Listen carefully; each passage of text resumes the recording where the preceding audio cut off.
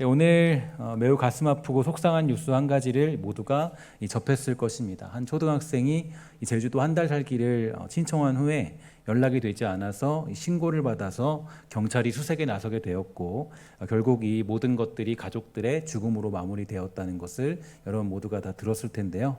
어떻게 그러한 지경에까지 이르게 되었는지 이러한 내용을 접할 때마다 마음이 아프고 괴로운 심정들, 이것을 가지게 되는 것은 특히 자녀를 두고 있는 분들이라면 더욱더 그럴 것이라고 생각합니다. 그런 어린아이가 얼마나 살고 싶었을까요? 왜 우리는 미리부터 그러한 사람들을 잘 살펴보지 못했을까? 이런 생각이 들면서 괜히 저 혼자 마음속으로 우울하고 또 마음이 속상하고 그랬던 하루를 오늘 보냈던 것 같습니다. 미리부터 그러한 사람들, 또 위험에 처하고 또 어떤 여러 가지 사정이 있는 사람들을 우리가 돌볼 수 있었다면 아마도 조금 더 우리는 이러한 일을 막을 수 있었지도 모를 텐데, 이런 생각이 들었고, 계속적으로 한 주 동안 그런 기사를 접하게 되면서 참 사회에서 빛과 소금의 역할을 감당하는 것이 우리가 너무 필요한 것이구나. 그리스도인들이, 예수 믿는 사람들이 그냥 살면 안 되고 정말 또 위기에 처한 사람이 누군지, 또 그런 사람들을 어떻게 도울 수 있을지, 여기에 대해서 고민하는 것, 굉장히 교회로서 또 우리가 반드시 생각해 봐야 될 문제라고 생각이 듭니다. 여러분, 정말 우리가 빛과 소금으로 살아가는 것, 또 우리에게 주어진 역할들, 사명들 여러분 잊지 마시고, 주어진 일들을 통하여서 우리가 더욱더 그러한 영혼들을 잘 돌볼 수 있는 그러한 은혜, 또 그러한 사랑이 우리 모두에게 있게 되기를 주의 이름으로 간절히 부탁을 드리겠습니다. 그런 면에서 오늘 오사드 챔버스 목사님은 하나님께 부름받은 소명에 관하여서 말씀하십니다. 소명이란 하나님의 부르심에 응답하는 것을 가리키는데요, 오늘 우리가 보는 본문은 이사야에 관한 이야기가 나타나고 있죠. 특히 이사야는 다른 이들의 부르심과는 다르게 이 불특정 다수를 향한 하나님의 음성이 그렇게 내려졌고, 또 그 음성을 통하여서 응답하게 된 사람이 바로 이사야였습니다. 왜냐하면 여러분과 제가 잘 알고 있는 많은 사람들의 부르심을 보면 그들을 직접 부르시거나 개인적인 부르심으로 많이 나타나기 때문인데요, 대표적으로 아브라함을 부르실 때 하나님은 이 다음과 같이 말씀하셨죠. 창세기 12장 1절에 보니까 이렇게 말했습니다. 여호와께서 아브라함에게 이르시되 너는 너의 고향 친척과 아버지의 집을 떠나 내가 내게 보여줄 땅으로 가라, 이렇게 얘기하면서 하나님이 부르셨을 때 그 이름을 부르셨고, 또 그 사람을 지명하여 택하여 그 소명에 응답하게 하시는 것이 많이 있었던 내용이죠. 근데 오늘 우리가 만난 이사야는 좀 다릅니다. 오늘 본문은 조금 다른 형태로 그 소명이 나타나고 있는데요, 내가 누구를 보내며 누가 우리를 위하여 갈고 하시니 라고 하면서 그렇게 이제 누군가가 이 말을 듣고 이 세미한 음성을 통해 우리를 위하여 갈고 하시니라고 그렇게 되어져 있죠. 다시 말해서 하나님은 이사야를 지명하지 않았고 그에게만 따로 말씀하신 것이 아니라는 것을 알 수 있는 대목입니다. 그래서 이 챔버스 목사님이 지적하고 있는 것처럼 이사야는 하나님의 말씀을 어깨너머로 들었을 뿐 아니라 어깨너머로 들었을 뿐이죠. 이런 것을 볼 때 하나님의 부르심은 특별한 소수에게가 아니라 만인을 향한 것임을 알 수가 있는 대목입니다. 중요한 것은 무엇일까요?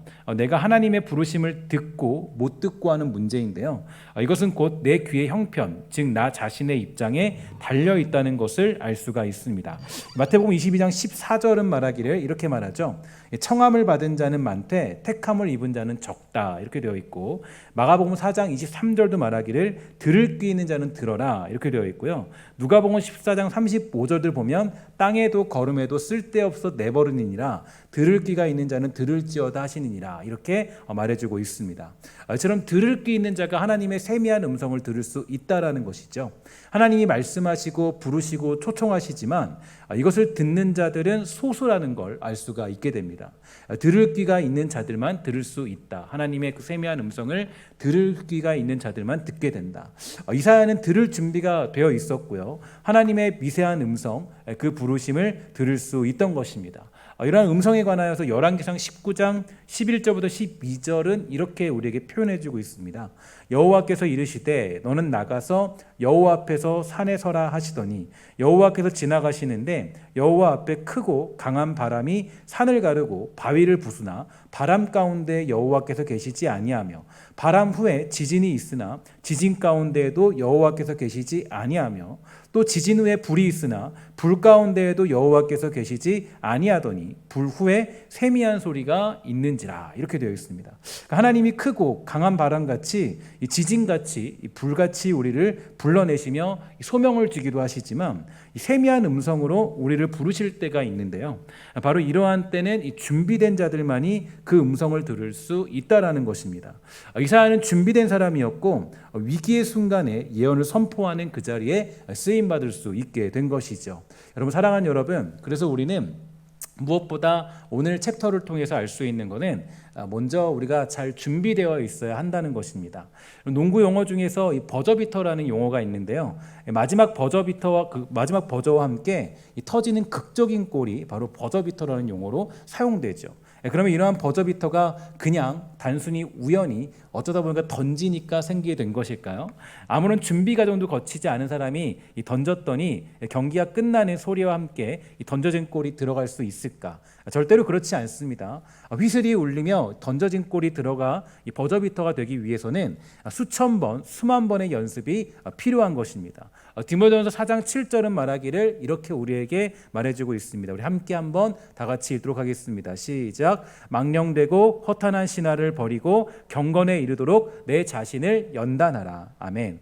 망령되고 허탄한 신화를 버리고 경건에 이르도록 내 자신을 연단하라고 우리에게 말해주고 있습니다. 그러니까 우리의 삶을 잘 준비하고 연단하는 것은 저와 여러분들에게 주어진 과제이자 사명의 모습이라는 겁니다.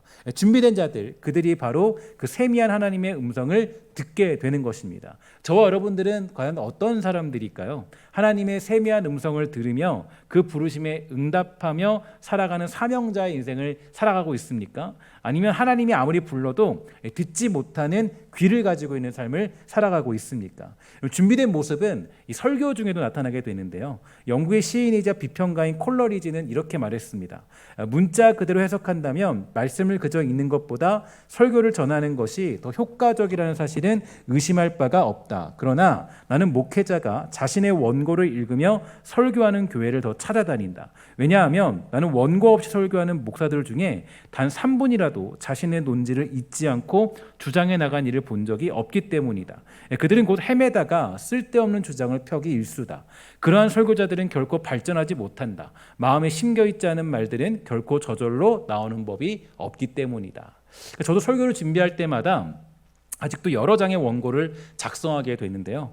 특히 제가 원고를 작성하는 방법, 이 작성하는 방법은 조금 저만이 가지고 있는 고유의 방법이 있습니다. 이걸 뭐 비밀인데 여러분들 알려드려도 될까요? 비밀인데요. 제가 원고를 작성할 때, 설교 원고를 작성할 때요, 제가 보통 설교를 한 13페이지 정도 작성을 하거든요. 작성을 하게 되면 이 방법이 있어요. 나름대로 방법이요. 제 방법은 제 나름대로 명명을 붙여봤습니다. 명칭을 붙여봤어요. 바로 시뮬레이션 작성법이라고 제가 붙여봤는데 좀 거창한데 별거 아니에요. 뭐냐면 이 설교문을 작성할 때면 현재 그 예배에 있는 사람들을 앞에 두고 지금 설교하고 있는 것처럼 글을 작성하는 방법입니다. 저는 나름대로 그런 방법을 써요. 그러니까 제가 이 설교문을 보면 대부분이 이 설교문이 조금 이렇게 구어체로 작성되어 있고요. 작성되어 있으면서 여러분들에게 직접 설교하고 있는 내용을 제 머리에 투사를 시키고, 되게 어렵지만 투사를 시키고, 훈련이 나름대로 되어 있습니다. 투사를 시키고 또 여러분들의 어떤 표정과 생각과 제가 하는 말투들과 그런 것들을 모두 종합을 해서 그래서 제가 이 설교를 준비하게 되는 과정을 가지게 되는 거죠. 그러니까 사실 이렇게 하면요, 조금 저에게 있어서는 굉장히 많은 시간이 요구되는 작업이긴 합니다. 왜냐하면 좀 많이 몰두를 많이 해야 되고 집중도 많이 해야 되고 노력도 많이 해야 돼요. 굉장히 그래서 이 많은 시간이 요구되는 작업이에요. 왜냐하면 여러분 요지나 개요만 작성하여 설교를 하는 것이 아니라 직접 제가 사용하고자 하는 문장 또 내용들을 또 저의 말투들을 투영을 하여서 이 설교를 작성하기 때문입니다. 그러니까 오늘 여기에 올라와서 설교를 하는 것은 이미 한번 리허설을 한 후에 이 설교를 선포하는 것과 좀 같은 것이죠. 그런 훈련들을 좀 계속하다 보면요, 어느 날 정말 여러분들에게 필요한 메시지들이 잘 전달되고 선포되는 것을 느끼게 됩니다. 그러니까 이 준비 없는 설교, 원고 없는 설교, 물론 매우 특별한 경우에는 이 원고 없는 설교를 할 때도 종종 있지만 제가 원고를 가지고 설교 간득상에 올라오는 이유는 여러분들에게 제대로 된 복음의 이야기를 전달하고 싶기 때문입니다. 그리고 그렇게 열심을 다해 준비할 때 하나님은 그 말씀을 깨닫게 하시고 알게 하시고 주의 은혜를 경험토록 하신다라는 거죠. 지난 코로나 때 제가 경험했던 일인데요. 이 코로나가 여러분 거의 다 걸렸잖아요. 그런데 저마저 코로나에 걸려서 어쩔 수 없이 저는 주일을 처음으로 집에서 온라인으로 예배하게 되었습니다. 제가 이 집에서 예배한 적, 그러니까 이 평생 살면서 교회당이 아니라, 그러니까 이제 그 선교한 걸 제외하고 교회당이 아니라 집에서 예배했거나 다른 곳에서 예배한 적이 딱 평생에 딱 두 번이에요. 두 번인데 아주 어렸을 때 한 번, 그리고 제가 이번에 이제 코로나 때 이제 평생 그 교회를 떠나지 않다가 주일날 처음으로 이렇게 이제 주일을 이제 나오지 못했던 경험이 있었어요. 제가 그래서 이제 그때 어떻게 했냐면, 저에게 있어서는 정말 특별한 경험이잖아요. 여러분들에게는 어떨지 모르겠지만 여러분들도 굉장히 좀 이렇게 특별한 경험일 텐데, 저는 굉장히 특별한 경험이에요. 제 인생에서 한 번, 두 번 올까 말까 하는 경험이 이제 주일날 예배드리게 되는 경험, 집에서 예배드리는 경험을 하게 되었습니다. 그래서 제가 또 뭐 했냐면, 한번 주일날 예배하니까 집에서 하니까 최선을 다해서 예배를 해봐야겠다. 그래서 예배에 좀 집중해 봤어요. 그래서 예배드리기 전에 옷을 갈아입고 핸드폰을 잘 점검하고 예배할 수 있는 장소를 나름대로 준비를 해서 그렇게 예배에 임하게 되었는데, 너무 놀라운 일이 벌어졌습니다. 어떤 일이냐면, 분명히 설교자는 저예요. 설교자는 저인데 그 설교를 했던 영상이 송출돼, 제가 했죠. 설교 제가 했어요. 제가 했는데 저도 모르게 제가 많은 은혜를 누리면서 예배의 감격을 회복했어요. 그러니까 제가 제 설교 듣고 은혜 받으니까 이거 뭐 이게 세상 말로 하면 자뻑이라 그러는데 그죠? 이게 뭐 이렇게 되는데, 제가 언제 그렇게 해서 이걸 들으니까 좀 되게 눈물을 막 펑펑 흘렸어요. 저 혼자 예배 드리면서. 제 설교를 들으면서 제가 눈물을 흘렸다는 게 저는 평생 태어나서 처음이에요. 그래서 제가 이제 왜 그런가 했더니, 이렇게 설교를 듣는데 눈물이 막 펑펑 나는 거예요. 물론 이제 교회 생각도 나고, 또 제가 목회자로서 하나님 앞에 부끄러운 모습도 있고 속상한 마음도 있어서, 굉장히 그런 마음도 있어서 그런지 모르겠지만 막 펑펑 막 하는데 막 눈물 흘리면서 막 예배를 드렸어요. 제가 뭔가 왜 그랬을까 고민해 보니까 이유가 하나 있었죠. 뭐냐면 바로 제가 그 예배를 드리기 위해서 준비했다는 거. 최선을 다해 준비했다. 예배를 통해서 은혜 받고자 준비했고, 예배를 통해서 하나님께 집중하고자 준비했어요. 그래서 저는 저도 모르게 많은 은혜를 누리면서 예배의 감격을 회복하게 된 거죠. 여러분, 우리가 고민해 보면 예배를 통하여서 여러분과 제가 감격을 누리지 못하는 이유는 어디에 있을까요? 정말 여러분 설교자 때문에 그럴까요? 야, 저분 설교가 별론데 뭐 그래서 그럴까요? 아니면 이번 찬양 인도자가 조금 뭐 기타도 좀 틀리고 뭐 피아노 좀 틀리고 목소리가 좀 삑사리 나고 그래서 그럴까요? 사실 그런 게 아니에요. 사실 이게 정말 중요한 메시지인데요. 제가 어떤 생각을 했냐면, 그러니까 어떤 경우 보면요, 어떤 경우에는 여기 앞에서 전도사님이 나와서 설교를 하는데 제가 했던 설교보다 더 은혜 받을 때가 있어요. 왜 그러냐면, 물론 거기 하나님의 역사 가운데 어떤 전도사님에게 큰 성령의 어떤 능력을 줄 때도 있지만, 정말 그럴까? 그것 때문에 그럴까? 그렇지 않다라는 거죠. 그러니까 중요한 거는, 저도 전도사 때 돌아보면 그때는 뭐 말도 잘 정리가 안 됐고, 저도 말을 워낙 빠르잖아요. 빠른데 그때는 지금보다 2배 속도였어요. 2배 속도라 가지고 진짜 따다다다다다다 이렇게 했던 기억이 나요.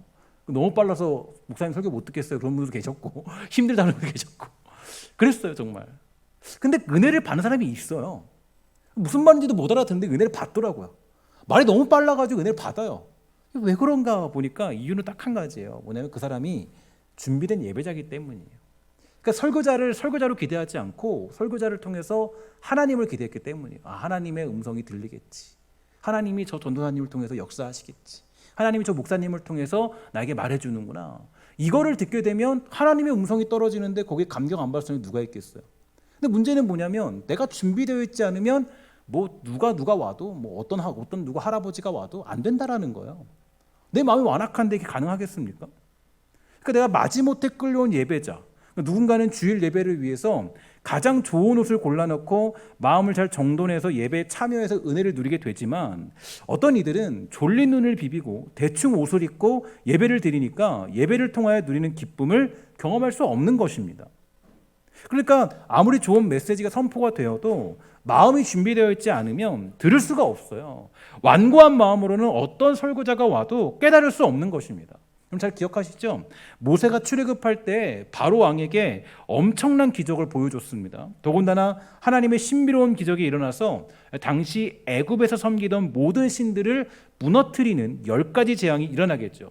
그렇게 재앙을 만나면 준비된 자들은 하나님께 엎드릴 것입니다. 그렇죠? 마음이 좀 준비되어 있으면, 야, 이게 하나님 뜻이구나. 내가 돌아가야겠다. 애굽이 변화될지 몰라요. 애굽이 막 하나님 나라로 부름받을지도 몰라요.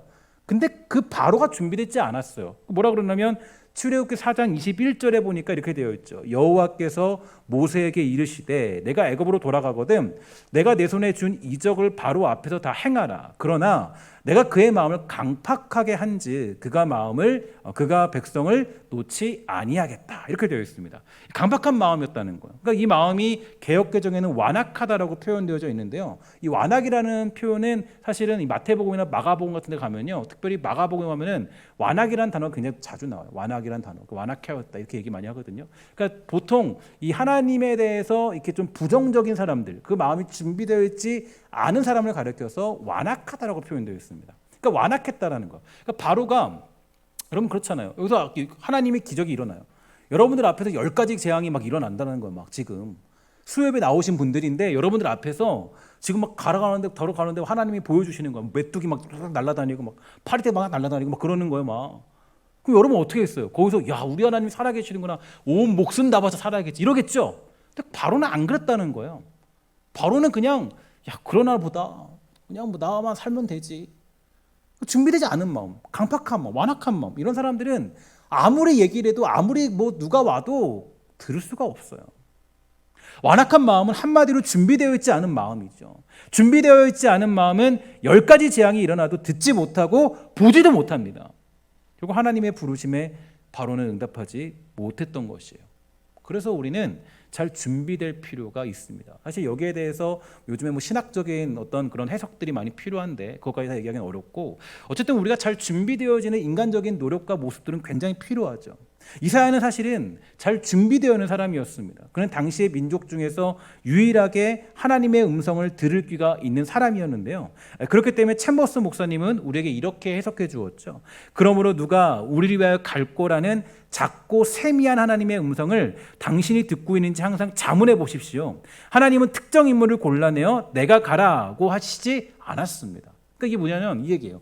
그러니까 이 하나님의 음성, 야 나를 위하여 누가 갈고 이게 그냥 이사야에게만 들린 게 아니라 모든 만인에게 들었다는 거예요. 만인에게. 하나님은 모든 만민에게, 당시의 모든 사람들에게 누가 나를 위해서 이 일을 감당할까 하는 그 메시지를 하나님이 선포했는데 그 세미한 음성을 들은 사람은 이사야밖에 없었다라는 거예요. 이게 되게 중요한 메시지죠. 그러니까 하나님의 말씀, 하나님의 그 사명, 소명이 딱 떨어졌는데 그거를 듣는 사람은 한 명, 이사야밖에 없었어요. 하나님은 세미한 음성으로 불특정 다수에게 선포하셨지만 들을 귀가 없는 사람들은 하나님의 음성을 듣지 못했고 들을 귀가 있던 잘 준비되어 있던 이사야는 그 음성을 듣고 응답하게 되었다라는 것입니다. 이게 바로 이사야가 주는 굉장히 중요한 메시지죠. 저는 우리 교회와 사랑하는 신성교회 성도님들 모두가 완악한 마음이 아니라 이사야와 같은 부드럽고 온유한 마음이 있어서 하나님의 음성을 들을 귀가 있는 자들이 다 되기를 주의 이름으로 간절히 소망해 봅니다. 여러분 모두가 그런 마음 달라고 기도하셔야 돼요. 하나님 내 안에 부드러운 마음 주세요. 거친 마음이 아니라 내 마음에 부드러운 마음. 하나님이 나 부르시면 언제든지 갑니다. 이게 우리의 고백이죠. 하나님이 부르시면 언제든지 가. 하나님 나의 말씀만 하세요. 세미한 음성이라도 들으면 내가 그거 가겠습니다. 그렇게 가는 거예요. 그러한 들을 귀 있는 사람을 가리켜서 예수님은 산상수훈을 통하여 다음과 같이 말씀하셨는데요. 마태복음 5장 3절부터 6절입니다. 이렇게 말합니다. 심령이 가난한 자는 복이 있대요. 심령이 가난해져야 돼요. 먼저 심령이 가난해진 자는 복이 있나니 천국이 그들의 것이며 애통하는 자는 복이 있나니 그들이 위로를 받을 것이며 온유한 자는 복이 있나니 그들이 땅을 기업으로 받을 것입니다. 그러니까 내 마음이 어떻게 돼야 돼요? 내 마음이 심령이 가난한 사람이 돼야 돼요. 하나님 음성을 듣기 위해서는. 그리고 또 뭐예요? 애통하는 마음이 있어야 돼요. 죄로 인하여 애통하는 마음. 그 마음이 있어야 돼요. 온유한 마음이 있어야 돼요. 온유한 마음이 있어야 돼요. 그들이 땅을 기업으로 받는데. 그러니까 이런 사람들, 잘 준비되어진 이런 사람들만이 뭐 할 수 있냐면 하나님의 세미한 음성을 들을 수 있고 그걸 통해서 위로를 받으며 하나님의 은혜를 구하며 살아갈 수 있게 되는 겁니다. 이외에도 여러 가지 준비되어 있는 자들의 특징이 있죠. 이렇게 저와 여러분들은 우리의 완악한 마음을 온유하고 부드러운 마음으로 변화시켜야 될 필요가 있습니다. 그래야 미세한 주님의 음성, 세미한 주님의 음성이 들릴 때 우리는 응답할 수 있고 그 사명을 감당할 수 있게 되는 것이겠죠. 오늘 챔버스 목사님은 다음과 같이 강조합니다. 하나님이 강박감을 일으키거나 호소를 통해 당신을 불러내실 것이라는 생각을 버리십시오. 이게 물론 우리 보통 이게 성령이 강권해 주세요. 그런 거 거의 없다는 거예요. 거의 그런 거 없다는 거예요. 강권해서 하나님이 막 갑자기 불러내는 거 거의 없다라는 거예요. 그러니까 무슨 얘기냐면 강박감을 일으키거나 막 해야 돼 이런 걸로 일으키거나 그게 아니라 호소를 통해 당신을 불러내실 그런 생각을 버리고 우리가 스스로 잘 준비되어져서 언제든지 하나님의 음성을 들었을 때 내가 거기에 반응하여서 움직이는 사람으로 내가 잘 준비가 되어 있어야 한다는 거예요. 하나님이 강제적으로, 강압적으로, 강박적으로 여러분들을 그렇게 그 자리에 불러 일으키는 것이 아니라 이사야처럼 그 세미한 음성을 듣고 반응하는 그런 사람이 되어 있어야 하나님의 말씀을 들었을 때 그거를 아멘으로 화답할 수 있는 삶으로 거듭날 수 있게 된다는 것입니다. 다시 말해서 강압적이며 매우 비합리적인 방법으로 하나님이 우리를 부르시는 경우는 있다 없다 없다라는 것입니다. 잘 준비되어진 사람들, 내 마음을 거치게 두지 않고 부드러운 마음으로 두는 사람들. 그 부드러운 마음의 사람들은 어떤 사람들이겠어요? 당연히 하나님 앞에 뭐하는 사람들, 기도하고 예배하고 찬양하는 사람들, 하나님께 기도하는 사람들, 이런 사람들은 마음이 아주 거친 게 아니라 부드러워져요. 제가 말씀드렸죠. 기도하다 보면요, 내가 화났을 때 기도하면요, 화난 마음이 다 진정이 돼요. 슬플 때 기도하면 하나님의 위로를 받아요. 아플 때 주님께 기도하면 주님의 회복함을 경험하게 돼요. 내가 기분이 좋지 않을 때 하나님 기도하면요, 그 거친 감정들을 하나님이 부드럽고 온유한 마음으로 변화시켜 주신다는 거예요. 기도하는 자들이 그런 은혜를 누리는 거예요. 문제를 만났을 때 문제에 빠지면 절망에 빠지지만 문제를 만났을 때 하나님께 찬송하면 어떻게 돼요? 하나님이 주시는 기적을 경험하게 되는 거예요. 이런 사람들은 마음이 부드러운 사람이 되겠죠. 거친 사람들은 어때요? 달란트 하나 받은 사람은 어땠습니까? 거친 사람이죠. 마음이 부드럽지 않으니까 달란트 딱 줬더니 야 이거 나 이거 안 할 거예요. 당신은 악한 사람이잖아요. 거친 사람 특징들이에요. 그러니까 마음이 왜 부드러워야 되냐면 달란트를 받았을 때 그리고 달란트 받잖아요. 하나님이 5달란트, 2달란트, 1달란트 줬어요. 근데 마음이 부드러웠던 5달란트 받은 사람과 2달란트 받은 사람들은 그걸 가지고 충성을 다해서 하나님께 열매를 맺었어요. 그런데 1달란트 받은 사람은 어땠어? 이게 달란트 중요한 게 아니라 뭐예요?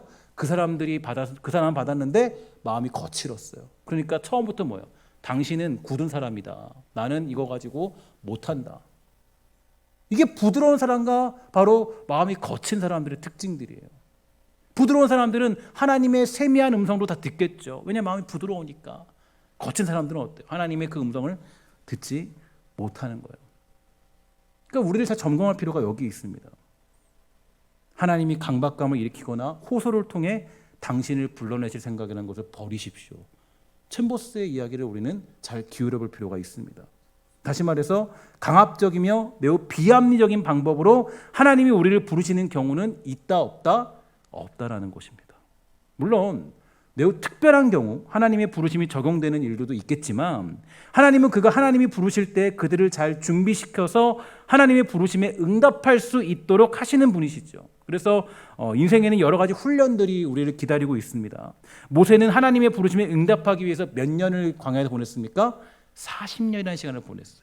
하나님의 부르심에 응답하기 위해서 하나님이 40년 동안 훈련시킵니다. 그의 높은 코를 완전히 납작하게 만들어요. 마음을 온유하게 만들어요. 심령이 가난하게 만들어요. 마음을 애통하게 만들어요. 그래서 하나님의 그 미세한 음성에 그는 그것을 보고 응답할 수 있었던 거예요. 하나님이 40년 동안 준비 시간을 가지도록 하셨습니다.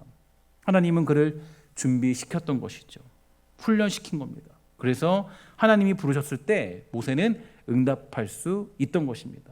이 외에도 성경의 많은 인물들은 하나님이 준비시켜서 그 부르심에 응답하도록 하셨습니다. 내 스스로 내 노력으로 하나님의 부르심에 응답할 수는 없겠지만 하나님은 그 부르심에 응답할 수 있는 마음으로 우리의 마음과 생각 그리고 모든 삶을 다 포함하여서 그 부르심에 응답할 수 있도록 만드시기에 저와 여러분들은 자기 자신을 잘 훈련하고 연단시켜서 경건에 흐르는 연습을 경건에 이르는 연습을 멈추지 말아야 되는 겁니다. 그러한 훈련과 연습 정진이 있을 때 비로소 우리는 이사야처럼 고백할 수가 있게 되는 거예요. 따라합시다. 내가 여기 있나이다. 나를 보내소서. 이게 우리의 고백이 되는 거예요. 주님의 세미한 음성에 듣고 주님 내가 여기 있습니다. 나를 보내소서. 나를 보내소서. 제가 이사야와 비슷한 모습을 좀 찾아봤는데 여러 인물들이 있겠지만 제가 오늘 설교는 이 마지막으로 느헤미야를 살펴보고 마치도록 합니다. 오늘은 깜짝 선물로 좀 일찍 끝나도록 할게요. 그죠? 항상 늦게 끝난다고 누군가가 얘기를 해서 그죠? 그래서 제가 느헤미야를 살펴보도록 합니다. 마지막으로 느헤미야를 살펴보고 마치도록 하는데 이 느헤미야는 외로운 인물이었어요. 느헤미야를 보면요. 왜냐하면 이 느헤미야가 등장하던 시기는 이 포로 기한의 시대였습니다. 그러니까 왜냐하면 그 느헤미야를 보면은 느헤미야는 일단 1차 포로 귀환, 2차 포로 귀환 중에 포함되지 못했던 사람이 바로 느헤미야였습니다. 느헤미야는 고향에 돌아가지도 못했고 여전히 페르시아에 남아서 자기 역할을 감당하며 살고 있었는데요. 어느 날 이 느헤미야의 친형제였던 하나니를 통하여서 다음과 같은 소식을 듣게 돼요. 느헤미야 1장 3절에 보니까 이런 내용이 있죠. 그들이 내게 이르되 사로잡힘을 면하고 남아있는 자들이 그 지방 거기에서 큰 환난을 당하고 능욕을 받으며 예루살렘 성은 허물어지고 성문들은 불탔다 하는지라. 이 소식이 지금 느헤미야에게 들려왔습니다. 느헤미야에게 들려온 소식이죠. 그는 하나니를 통하여서 예루살렘 성의 고통을 전해 들었고 이 무너진 성벽의 이야기를 듣게 되었는데요. 근데 바로 그때 느헤미야의 반응이 어땠을까요? 이게 중요한 메시지인데 1장 4절 우리 함께 읽도록 하겠습니다. 시작. 내가 이 말을 듣고 앉아서 울고 수일 동안 슬퍼하며 하늘의 하나님 앞에 금식하며 기도하여. 뭐라 그럽니까? 이 말을 들었대요. 그러니까 이 하나님의 말을 듣고 그리고 앉아서 울었대요. 울고 수일 동안 슬퍼했대요. 그리고 하늘의 하나님 앞에서 금식하며 기도했다라는 거예요. 자, 이게 되게 중요한 메시지인데 사실 느헤미야 입장에서는 고향 땅에 문제가 생긴 것으로 인하여서 괴로워하지 않아도 되는 입장이었습니다. 왜냐하면 느헤미야는 한 번도 고향 땅에 살아본 적이 없어요.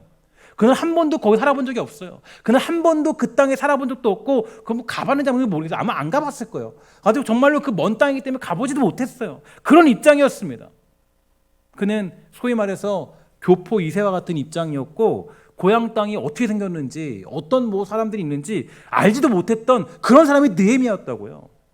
그는 심지어는 포로 귀환 때 명단에 들어가지도 못한 상황에 그 느헤미야는 놓여져 있었죠. 그런데 그는 고향 땅, 즉 예루살렘 성벽이 불타고 능욕을 받고 있는 상황을 전해 듣고 울며 기도하며 금식했습니다. 왜 그랬을까? 그냥 감정적으로 고향 생각이 나서일까요? 야, 저기 저 북녘 땅에 내 어머니가 있고 그러니까 내가 저 땅에 보면서 생각하면서 울며 막 금식하며 내가 슬퍼하며 그랬을까요? 그렇지 않습니다. 감정 때문에 그런 것이 아니에요. 느헤미야가 하나님의 이야기를 듣고 누구의 음성을 들은 거예요? 하나님의 세미한 음성을 들었던 거예요. 느헤미야가 거기에 반응했던 것은 느헤미야가 감정적으로 야, 저 땅을 구해야겠다 이런 감정이 아니라 이 느헤미야가 그 땅을 위해 헌신하고 내 모든 것을 다 내려놓고 나의 왕에게 이 사실을 고하여서 제가 그 땅 가서 사역하게 해주세요라고 이야기할 수 있는 자신감과 용기를 가지고 서게 된 것은 하나님이 주시는 세미한 음성을 그는 들었고 그 세미한 음성에 대해서 이사야처럼 주님 제가 하겠습니다라고 고백했기 때문에 바로 거기서 뭐가 있습니까? 거기서 느헤미야는 하나님 앞에 헌신하기로 작정하게 된 것입니다. 하나님의 세미한 음성을 들었기에 그는 기도했고 금식했고 당당히 왕에게 나아가서 그 일을 감당하고 와야겠다라고 하는 자리까지 가게 된 것입니다. 그리고 결국 느헤미야는 하나님의 세미한 음성을 놓치지 않았고 그 일을 감당하여서 성벽을 재건하는 놀라운 역사를 만들어낸 사람이 될 수 있던 것이겠죠. 만약에 준비되지 않은 사람이 그 이야기를 들었다면, 만약에 준비되지 않은 사람이 그 이야기를 들었다면, 느헤미야는요 하나님의 이야기를 언제든지 들을 준비가 되어 있는 사람이었어요. 느헤미야는 언제든지 준비된 사람, 하나님이 뭐라고 하시든 어디서 말씀하시든 무엇을 말씀하시든 언제든지 들을 수 있는 귀를 가진 사람이 느헤미야였어요. 만약에 그 준비되지 않은 사람이 그 이야기를 들었다면 어땠을까? 만약에 느헤미야가 준비된 사람이 아니었다면 그렇다면 아마도 하나님에게 그런 이야기를 들었어도 느헤미야는 아무런 반응도 보이지 않았을 것입니다.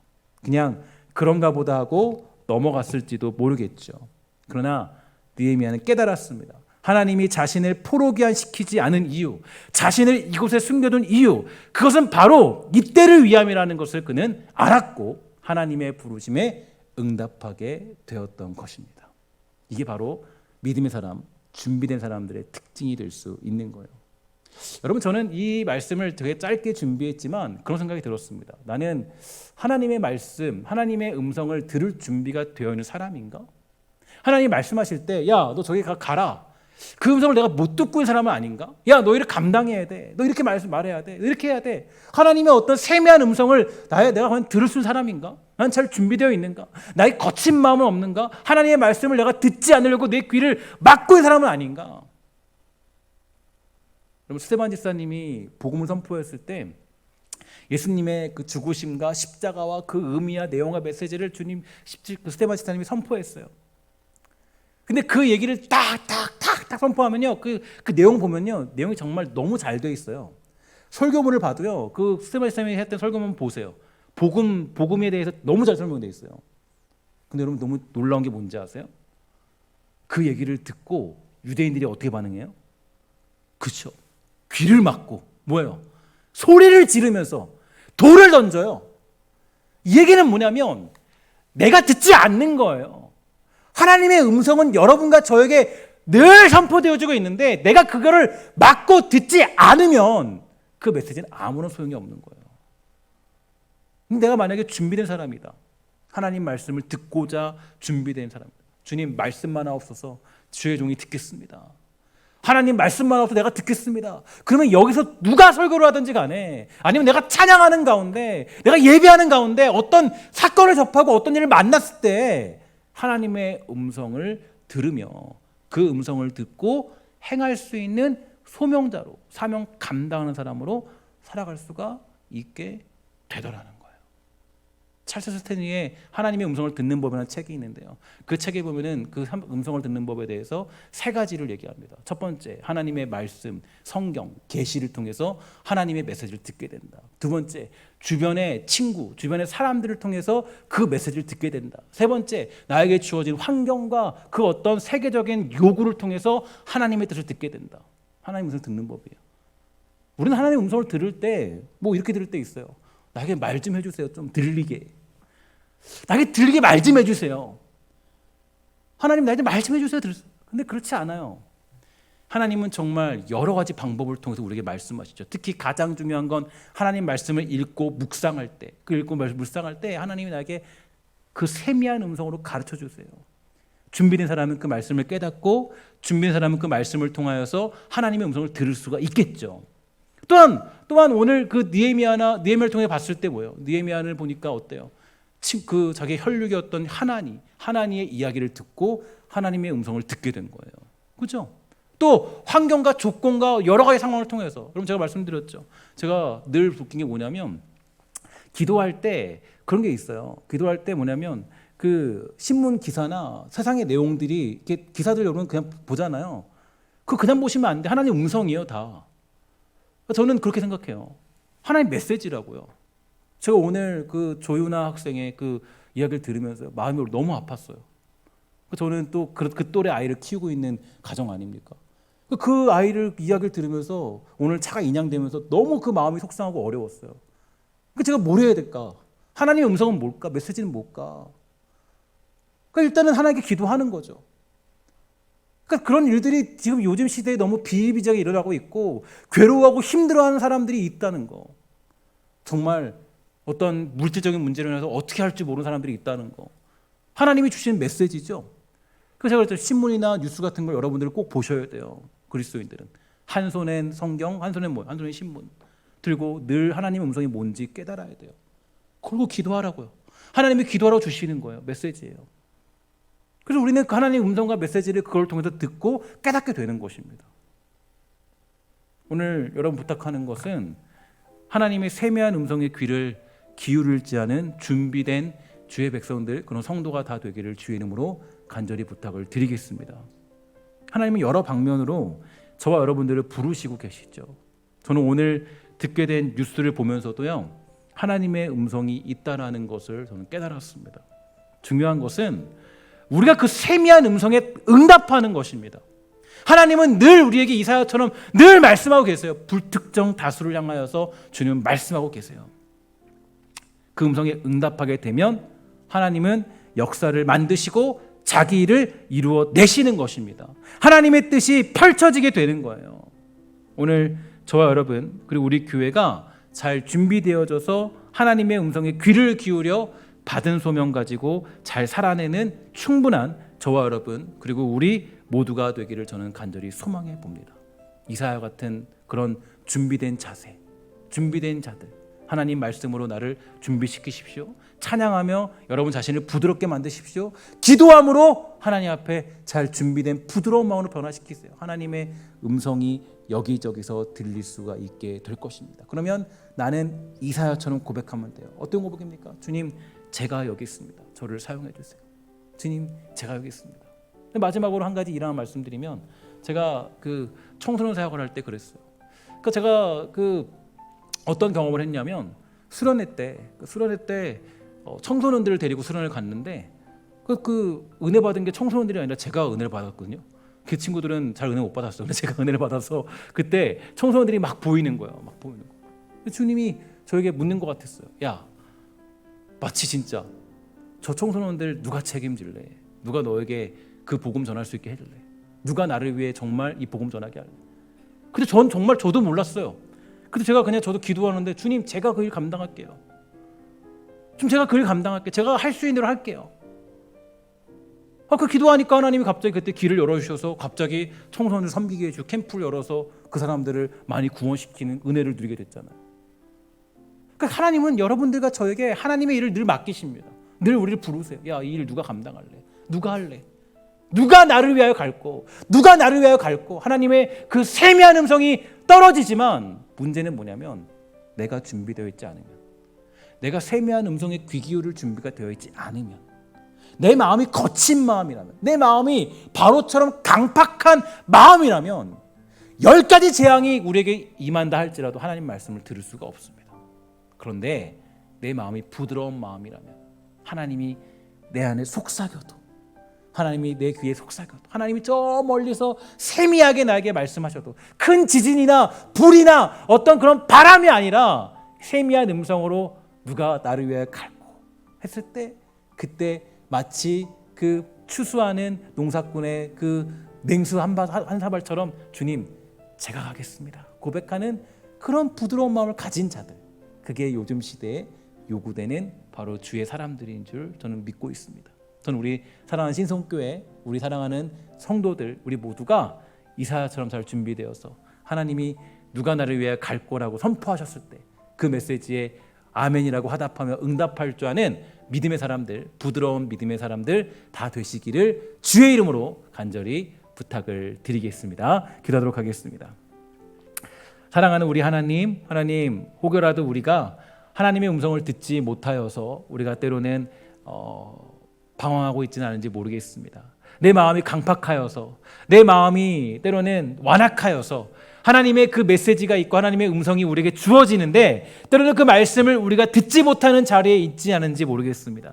이사야처럼 우리가 하나님 말씀하셨을 때 주님, 제가 가겠습니다 고백할 줄 아는 복되고 아름다운 주의 사람들 다 될 수 있도록 주님 허락하여 주옵시고, 느헤미야처럼 하나님, 제가 그 성벽을 재건하겠습니다, 제가 그 성벽을 내가 반드시 재건하겠다라고 고백하며 선포하는 복되고 아름다운 사명자들 다 될 수 있도록 주님 축복하여 주시옵소서. 사랑하는 우리 주 백성들마다 이 땅 가운데 살아갈 때 하나님 베푸시는 은혜와 능력들을 경험하도록 허락하여 주시고, 우리의 강팍한 마음들을 부드러운 마음으로 변화시켜 주셔서 우리의 마음이 옥토와 같이 되어 하나님 말씀을 붙잡고 살아가기에 부족함 없는 주의 사람들 다 될 수 있도록 인도하여 주시옵소서. 이제는 주 예수 그리스도의 은혜와 하나님의 사랑과 성령의 교통하심이 오늘 이 자리에 모여 예배하는 모든 영혼들에게 영원히 있을지어다. 아멘.